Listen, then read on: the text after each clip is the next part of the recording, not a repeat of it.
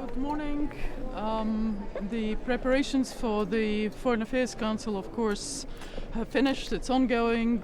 Breakfast on the European security strategy drafting, then substantial session with the Ukraine's foreign minister, discussion on Ukraine, but also still the discussion on restricting Russia and constraining Russia, because the multiplicity of crises that we are seeing, not only in Europe, also in the Middle East, where we see quite clearly Russia has enabled Iranian attacks, but also we know what is happening in Libya, what is happening with the Africa Corps in Africa. There is a whole complicity of actions attributed to Russia. So Russia is our problem. It's not Ukraine, it's Russia, and we have to deal with Russia. So that will be my main points today.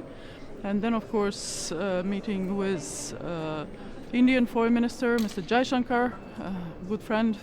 Also very open discussions, usually different perspectives on a number of things. And then Middle East. Middle East is something that is on our mind a lot, not only because of the prices of oil and gas and the various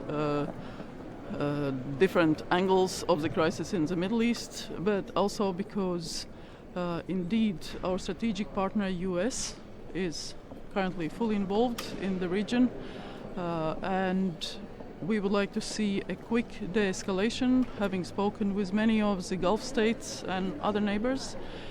The joint wishes for de-escalation.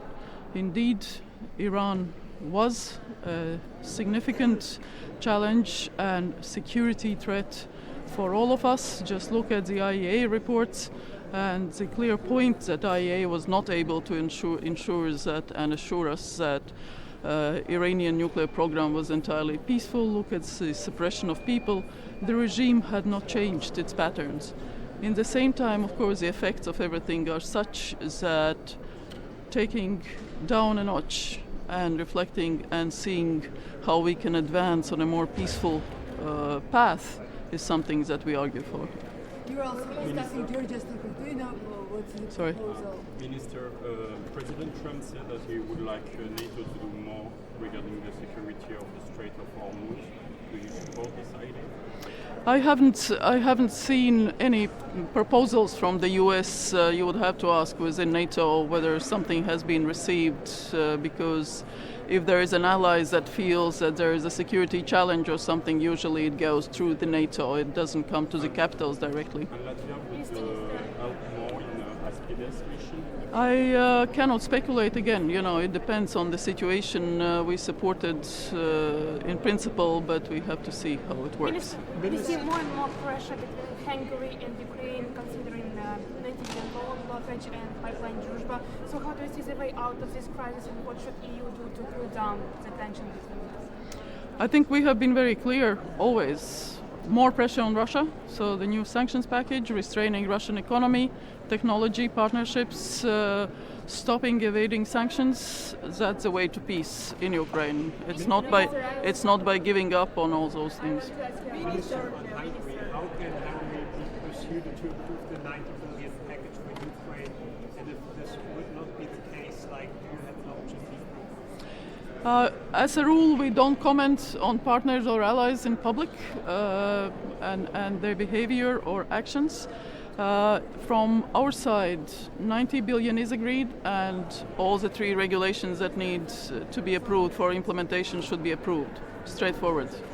You will be also discussing Georgia's topic. Sorry. About sanctions, US decreases some oil sanctions, and Hungary said that we should do the same. What a signal it sent to Moscow? We need to strengthen sanctions, not weaken sanctions. Pretty straightforward. The fact that Russia is getting more money in its coffers to wage war is absolutely the wrong signal. What can you say about Georgia? We know that discussion will be about Georgia. What is your position?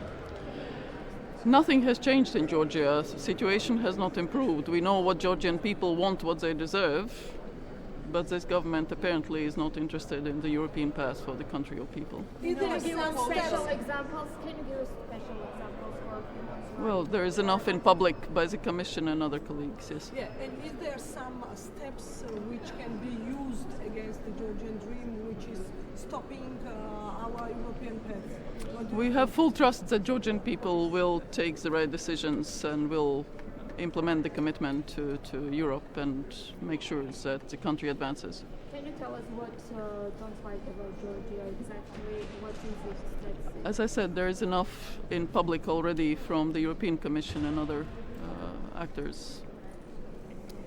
I thank you. He's saying that what is this it? is Belgian TV news.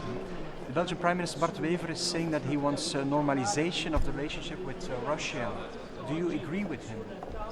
I don't know exactly what he means by normalization with Russia. I think in our view, the fact that we have all agreed that Russia is the main threat, we have agreed that both in NATO, in the EU, but also at a national joint threat assessment level, means that we have to do what we have to do, which is increase defense spending, make sure that we are strong as NATO, as individual countries. We have commitments that we made in The Hague, which we are implementing. We have to provide support for Ukraine to make sure that Ukraine is independent, neutral, democratic country and a natural sort of friend and ally of the EU and NATO, and has a very clear Euro-Atlantic integration perspective.